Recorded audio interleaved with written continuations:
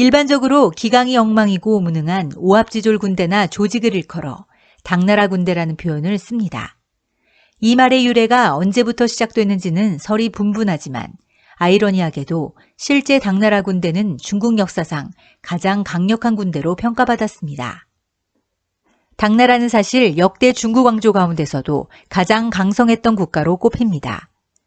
동쪽으로는 당시 동아시아의 맹주였던 고구려를 제압해 요동을 장악하고 서쪽으로는 중앙아시아에까지 이르는 대제국을 건설했습니다.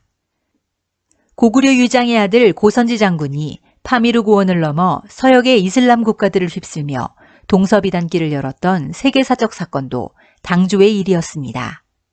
당나라 초기부터 중기까지 당나라 군대는 오늘날과 같은 오합지졸의 대명사가 아니라 막강한 무사집단으로 구성된 강병이었습니다. 당왕조 초창기까지 당군은 수도 장안을 중심으로 뻗어나가 남북조와 수당 교체기의 혼란을 끝낸 막강한 무사집단인 무천진 군벌이 연합하여 일으킨 군대였습니다. 이들은 위진남북조 시기를 거치며 중국에 정착한 선비족들과 기존 한족 간의 혼인을 통해 만들어진 혼혈 집단으로 알려져 있습니다. 이 군벌 집단으로 구성됐던 당나라 군대는 서부로는 이슬람 제국 토번과 충돌했고 남부로는 베트남까지 진격했으며 북으로는 돌궐, 동으로는 신라와 연합해 고구려와 백제까지 공격하는 등 동아시아 전 세력과 겨뤘던 강력한 군대였습니다. 이토록 강력했던 당군이 오합지졸 당나라 군대로 전락하기 시작한 것은 서기 751년 이슬람 제국과 충돌한 탈라스 전투 이후였습니다. 태종의 집권 시기 당나라는 중앙아시아까지 세력을 확장했습니다. 그 이유는 중국 대륙과 중동, 지중해 연안을 연결하는 실크로드를 지배하기 위해서였습니다. 8세기의 당나라는 힌두쿠시 산맥까지 뻗친 1610km가량의 지역을 정복했습니다. 그러나 새로이 이슬람화된 아랍인도 나름의 확장 계획을 품고 있었고 710년 그들은 커다란 캐러밴 도시 부카라와 사마르칸트를 점령했습니다. 이에 서기 750년 고구려 유민회 후에 고선지 장군이 이끄는 당나라 군대는 타슈켄트를 점령하고 투르크인 군주를 처형했습니다. 왕의 아들은 중국군을 몰아내기 위해 아랍인에게 도움을 청했습니다.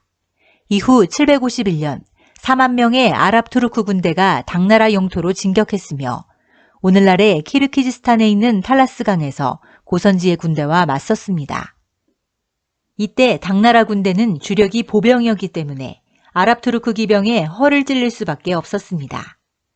탈라스 전투 이후 당나라의 포로들이 사마르칸트에서 강제 노역 개처해 제지 공장을 지었고 이 공장에서는 중국이 비밀로 지켜왔던 종이 제작법을 이용했다고 전해집니다. 이 이야기가 정말인지는 의심스럽지만 종이 사용이 이슬람 세계에 전파된 것은 이 무렵이었고 이후 13세기의 유럽으로 전달됩니다.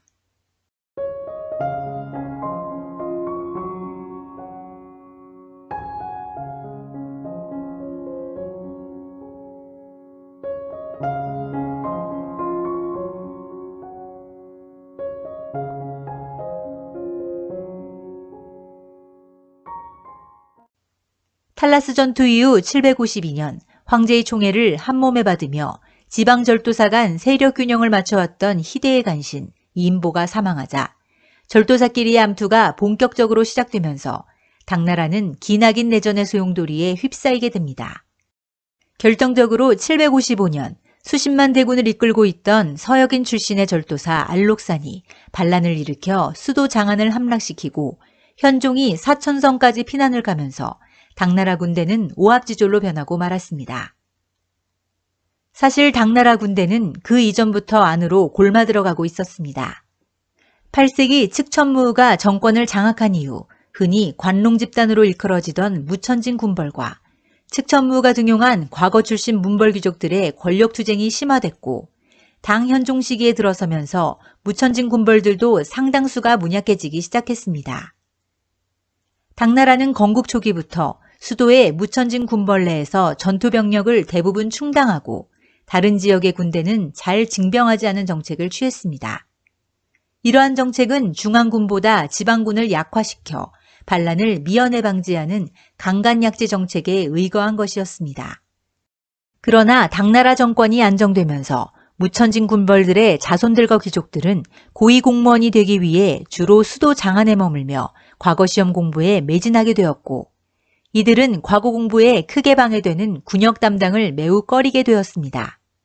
결국 군역은 점점 천시되기 시작해 당나라 군대의 근간을 이루던 징병제도인 부병제가 사실상 폐지되고, 당나라는 용병을 고용하는 모병제 국가로 전환하게 되었습니다.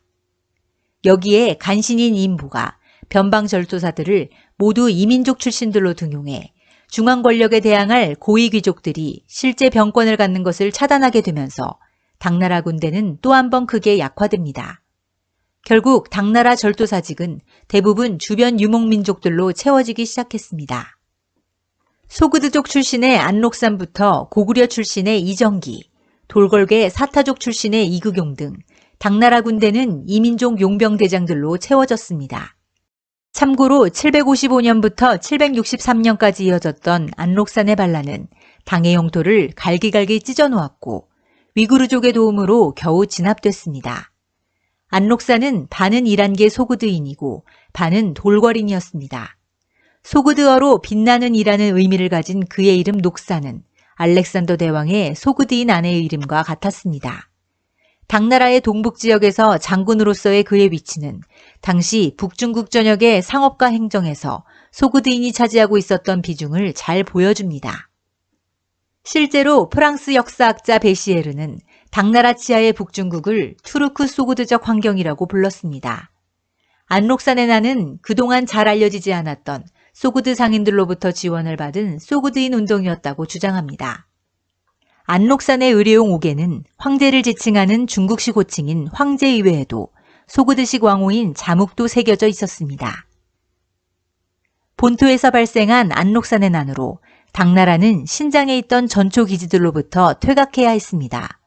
8세기 말까지 티베트는 신장의 남부를 장악했으며 신장의 동부와 간수를 두고는 위구르와 분쟁을 벌였습니다.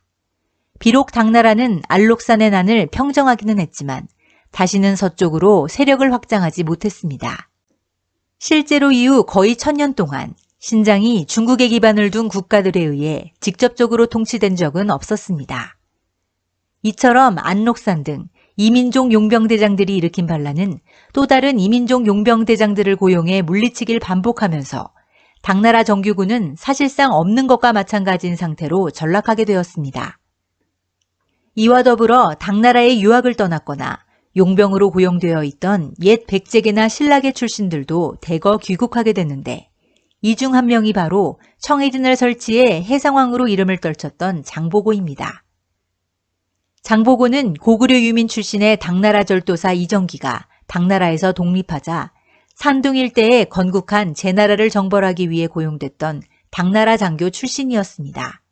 장보고는 반란 토벌 이후 신라로 돌아와 청해진 대사로 임명된 인물입니다. 장보고와 같은 인물들이 8세기와 9세기에 걸쳐 상당수 귀국해 신라에 죄취업하면서 우리나라에서 당나라 군대가 오합지졸이란 뜻으로 굳어진 것으로 추측되고 있습니다. 사실 당나라 군대가 오합지졸이란 뜻으로 쓰이고 있는 곳은 우리나라뿐이며 중국과 일본에선 쓰이지 않고 있어 유래에 대한 설들은 분분합니다. 다만 청일전쟁 당시 청나라 군대가 군기가 문란했고 전투 하루 만에 평양을 내주는 등 무능한 모습을 보여 당나라 군대란 용어가 생긴 것이란 추정도 있습니다. 그러나 일본에서는 전혀 쓰이질 않아 유래에 대한 설은 분분한 상황입니다.